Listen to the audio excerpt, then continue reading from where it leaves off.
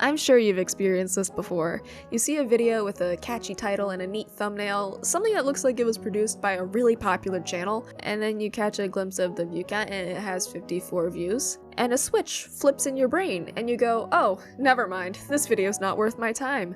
And then your mouse sidles on up to the nearest 2.1 million view video. Why does that happen? I see it in YouTube comments. Why do you only have 200 subscribers when the video is well put together? I've even caught my own brain doing it before. Why do we arbitrarily tie popularity to quality? If nobody else watched a video, why should you? And why should you give a fuck if somebody else already watched the video? Bigger number means more experience, means more quality, means more deserving of attention over other videos? What exactly makes Mr. Beast more deserving of your time than a grandma teaching you how to quilt? Quickly! I'm sure I could milk a whole surface level commentary video out of this that just restates the same point over and over again in slightly different words, and then halfway through the video just start reacting to TikToks, but I'm a PNG tuber, not a random 20-something holding a lav mic. Bigger equals better is a sentiment that's been around for some comedic length of time.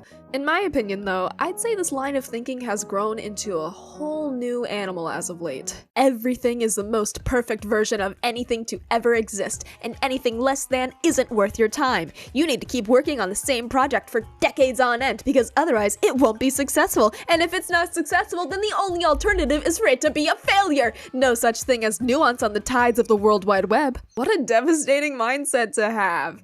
It's important to work on small projects too, you know. When something gets bigger and bigger, convoluting the initial point it set out to make, it can take on a life of its own that ends in heartbreak for everyone involved. There's a lot of productions I can think of, independent, mainstream, where they had a really great first episode or season or game, and then it just kept going, and then after years and years of dragging it out, they unceremoniously throw the dead horse off a cliff instead of giving it a proper funeral. In some situations, it was a result of bungled writing, but in others, it makes me wonder if anything was ever going to be satisfactory, or if it would have been better to go off on a forever hiatus before the last act. And like with anything else, this can apply to far more than just storytelling.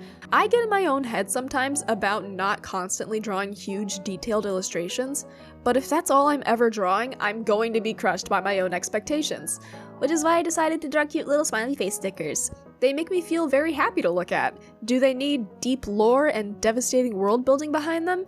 No, I don't really think so. They're simple and joyful and mainly show affection by biting each other. This is one of the more rambly videos I've made recently because truly, I'm not sure how else to pin down my feelings about this topic. You gotta know what I'm talking about though, right? When I mention that I make stickers, the first reaction anyone has is, oh, how do you mass produce those? I don't! I make them all myself in my bedroom, one sheet at a time! What the fuck do you mean mass produce? It doesn't have to be huge and amazing to be worthwhile, it's a fucking sticker! I feel crazy when I think about it for too long. It's okay for things to be small. Make small things. Spend 4 hours making a bunch of small pots and you'll learn more about pottery than if you spent 4 hours on one big pot. And this is a really long and weird way to go about saying that it's important to get used to actually finishing things so you can learn from the experience.